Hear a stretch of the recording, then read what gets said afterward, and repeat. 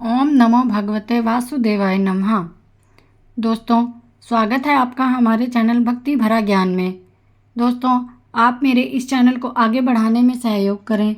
इसे आगे से आगे अपने दोस्तों, रिश्तेदारों में ज़्यादा से ज़्यादा शेयर करें और उनसे सब्सक्राइब कराएं।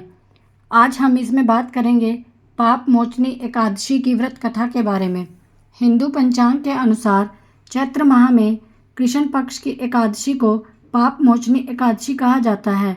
ये एकादशी दो प्रमुख त्योहारों होली और नवरात्रों के बीच के समय में पड़ती है। इस बार पाप मोचनी एकादशी 5 अप्रैल 2024 को है।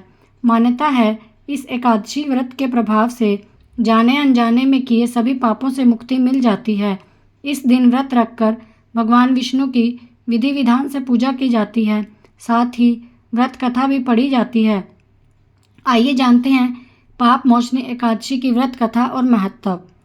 पाप मोचनी एकादशी के नाम से ही पता चलता है कि पापों का नाश करने वाली एकादशी। पुराणों में बताया गया है कि जो मनुष्य तन मन की शुद्धता और नियम के साथ पाप मोचनी एकादशी का व्रत करता है और जीवन में दोबारा कभी गलत काम ना करने का संकल्प लेता है, उसके सभी पाप नष्ट हो जाते हैं। ऐसे में सभी दुखों से छुटकारा मिलता है और मानसिक शांति प्राप्त होती है। आइए सुनते हैं कथा। धार्मिक मान्यता के अनुसार पुरातन काल में चैत्र रथ नामक एक बहुत सुंदर वन था। इस वन में च्यवन ऋषि के पुत्र मेधावी ऋषि तपस्या किया करते थे। इसी वन में देवराज इंद्र गंधर्व कन्याओं, अप्सराओं और देवताओं के साथ विचरण करते थे। मेधावी ऋषि शिव भक्त थे, लेकिन अप्सराएं शिवद्रोही कामदेव की अनुचरी थी। इसीलिए एक समय कामदेव ने मेधावी ऋषि की तपस्या भंग करने के लिए मंजू घोषा नामक अप्सरा को भेजा। उसने अपने नृत्य, गायन और सौंदर्य से मेधावी मुनि का ध्यान भंग कर दिया और मुनि मेधावी मंजू घोषा अप्सरा पर मोहित हो गए। इसके बाद अनेक वर्षों तक मुनि ने मंजू घोषा के साथ विलास में समय व्यतीत किया। बहुत समय बीत जाने के पश्चात मंजू घोषा ने वापस जाने के लिए अनुमति मांगी। तब मेधावी ऋषि को अपनी भूल और तपस्या भंग होने का आत्मज्ञान हुआ।